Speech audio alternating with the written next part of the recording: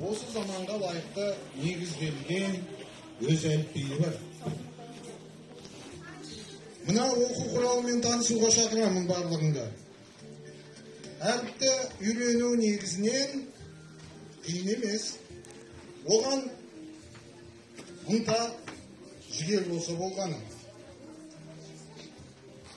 Білімді ұрпақ биік белестерге жету үшін ол өзінің білімділігін, ұлағаттылығын, біліктілігін көрсету парыз.